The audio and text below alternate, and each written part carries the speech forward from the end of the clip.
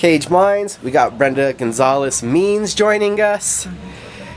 Fight week. There's more than one woman in New Mexico going for a title fight this Saturday night. Sugar Creek Showdown, Bantamweight title fight. Anita Rodriguez. Thank you for the time. How you feeling, Brenda? First off, Thanks for having me.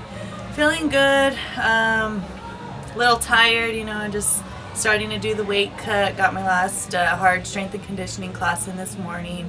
Some wrestling with JJ. So it's down to the nitty gritty, trying to get the rest of the weight off, but feeling good, ready for this fight. We're supposed to fight back in March, so she's been on my mind for a while, so now we get to meet in the cage on Saturday, so I'm excited. it's fight week. We didn't catch you in the middle of being hangry already, did we?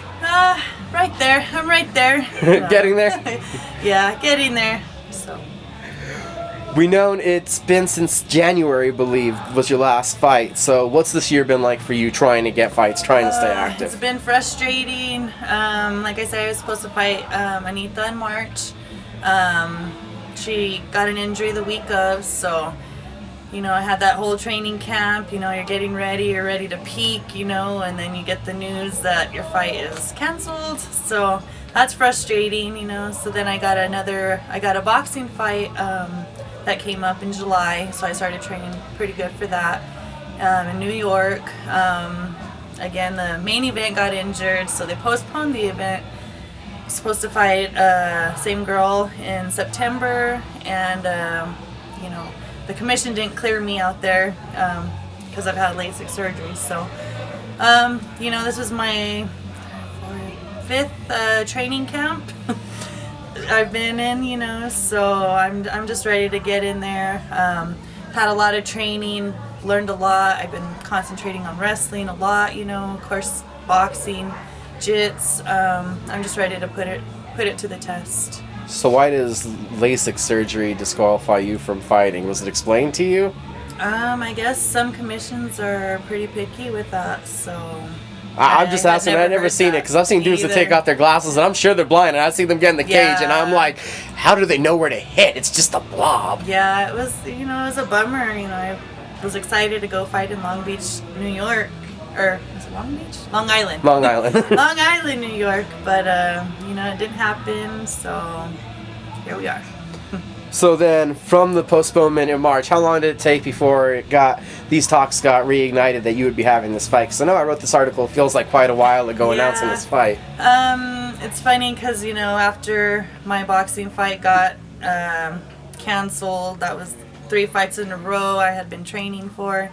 I got down, you get down, depressed, you're like frustrated, but wasn't a day later, Tom, brought it to my attention that they wanted to go ahead and reschedule the title fight, so got pumped back up and ready to go. And we know you're in the weight cut, but this one shouldn't be so bad. We've seen you get down 10 pounds lower, so how happy is it to at least be at bantamweight? This should have been an easier weight cut or going. Yeah, no matter what weight cut, they all suck. It's still a weight cut? Yeah, but I was able to hold on to do a lot more strength and conditioning, kind of put on a little bit of size, but I am feeling stronger, and I'm feeling good.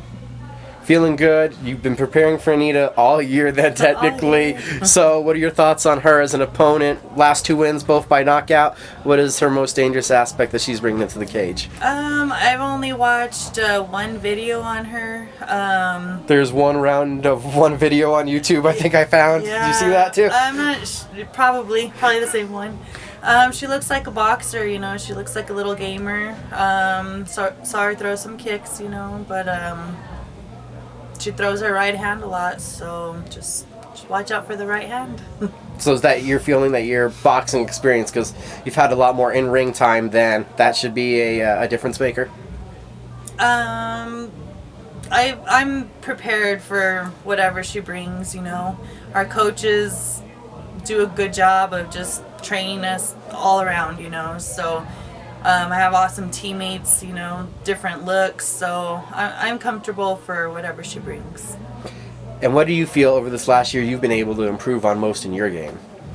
God, probably wrestling, I've in the past I've had a lot of back injuries, you know, stuff that I've had to deal with, but I've gotten to do a lot of strength and conditioning. I've really concentrated on, you know, my lower back, using, you know, building and using different muscles that I always use my back, and that's why I was always hurting it. But I just feel like I've gotten to do a lot more wrestling this time around, and feeling explosive and strong, and I'm excited.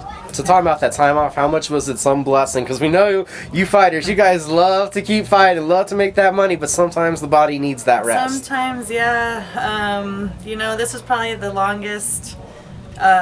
This year, you know, I probably took the most days off than I have over the last 6 years that I've been doing this. So, you know, I enjoyed the time off. I know my body needed it, so, but yeah.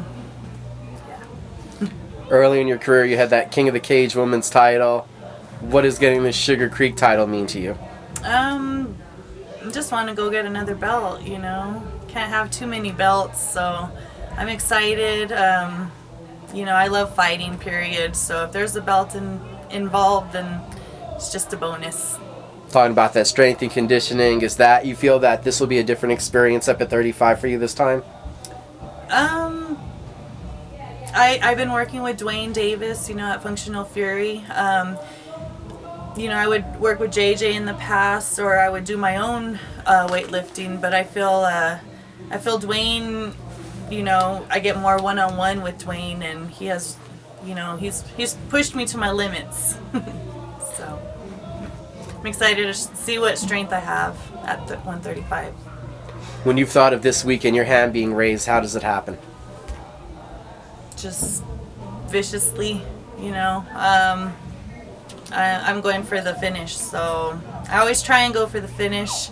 Sometimes it doesn't happen. I hold back a lot, but I will finish Anita. Brenda Gonzales, who do you need to shout out to? My family. Thanks for always supporting me. All my friends, my fans, my teammates, my coaches, my sponsors. Thank you guys all for having my back, and gonna make you guys proud this weekend. And last thing, congratulations on the recent nuptials. Oh, thank you.